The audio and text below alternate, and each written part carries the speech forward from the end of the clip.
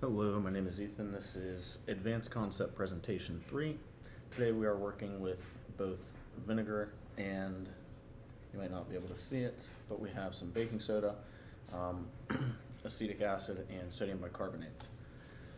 So today we will be watching a reaction between the two, and I'm just going to kind of answer the questions first. We'll do the experiment, and then we'll kind of go back over everything.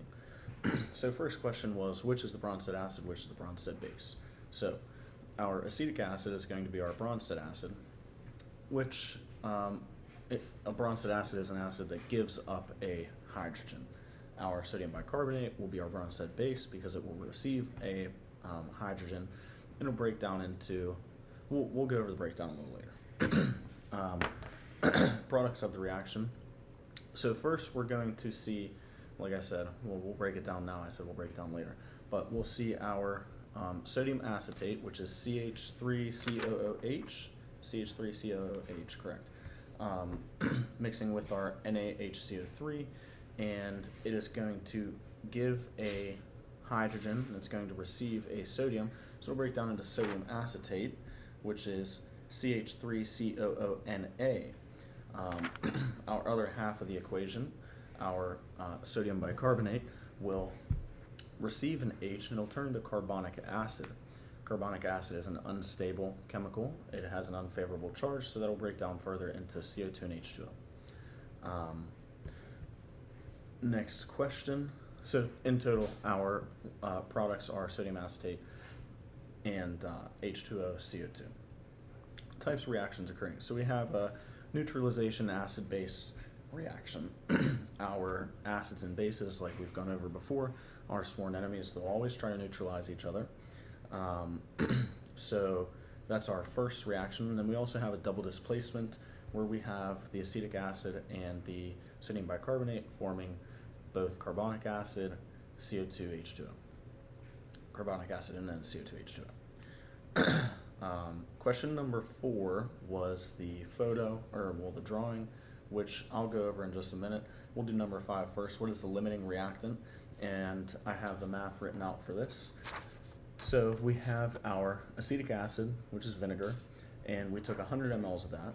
100 mLs is equal to 100 grams, and our vinegar was actually diluted with water to make a 5% acidic solution. So 5% of 100 is 5. So we have 5 grams of acetic acid within our vinegar here.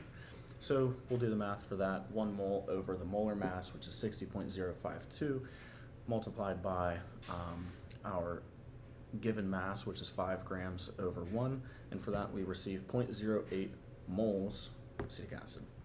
For our sodium bicarbonate, we have weighed out 3 grams here. My scale was turned off within the process of getting everything ready and settled here, and so I wasn't going to take it off, put it back on. So as long as you believe me on that, we're good. So we have 3 grams weighed out, like I said. We have 1 mole over our molar mass of 84.007 multiplied by our given mass over 1, which is 3 grams over 1. So then we'll divide our 3 grams by 84.007, get 0.03 moles. So this makes our sodium bicarbonate the limiting reactant. All right, now the photo, I can set this to the side. Our photo, or drawing here, we have everything kind of written out and explained. So up top we have our acetic acid, CH3COOH, adding to our sodium bicarbonate, NaHCO3. So like I said, this is the Bronsted acid here, the acetic acid, and this is our Bronsted base, which is going to be receiving the sodium. Then we also have down here our sodium acetate. I didn't write in the carbonic acid, but we yield CO2, H2O, and then the sodium acetate as well. So our conjugate acid is going to be the sodium acetate. Our conjugate base is going to be the H2O. So I guess you could consider the H2O to be the Bronsted base because it's going to be the end product that has received the hydrogen. Donates hydrogen, receives hydrogen, sodium acetate conjugate, water is conjugate base. All right, so let's get to our experiment here. So we have our vinegar, like I said, 100 mLs totaled out. And then we have our sodium bicarbonate right here and our paper towel.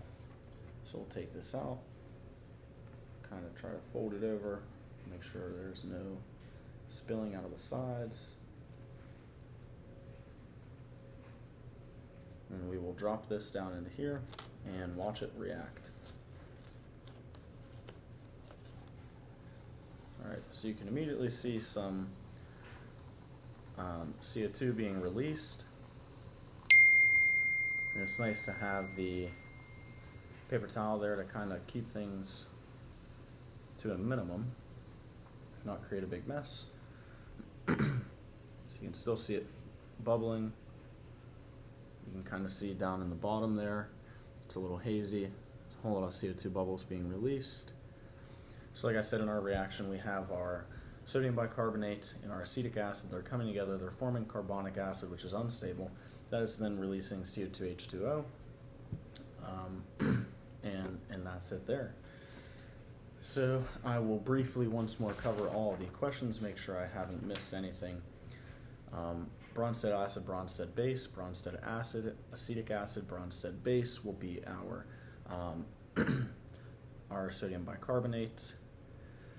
Products of the reaction we talked about, we will be yielding sodium acetate and carbonic acid, which then breaks down further into CO2H2O. So we have sodium acetate, CO2, and H2O. Types of reactions we did talk about: neutralization acid-base reaction, and then a double displacement. We did go over our picture that is showing our Bronsted acid, Bronsted base, conjugate acid, conjugate base. We're showing what we're starting with and what we're yielding. So that all checks out. And then we did show our math for the limiting reactant and broke that down into our 3 grams of sodium bicarbonate being our limiting reactant in this experiment. So now, theoretically, I could test that limiting reactant theory that I have of it being sodium bicarbonate by taking some sodium bicarbonate, putting it into this bottle. However, I don't know if that will work too well. Our paper towel is almost all the way. It's a lot further up than our vinegar, so I don't know if it would reach the actual liquid. But that is our advanced concept presentation 3. Thank you.